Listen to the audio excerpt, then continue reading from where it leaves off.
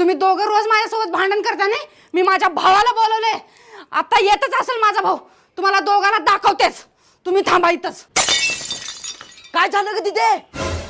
दादा, ही माझी नणंद आणि हा माझा नवरा रोज माझ्यासोबत भांडणं करतात आणि आज तर हद्दच झाली. या नवऱ्याने माझ्यावर हात उचलला.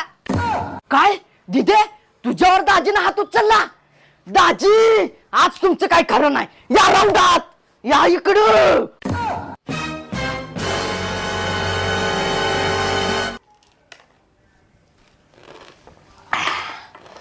राजी 100% चूक दिदीची असणार.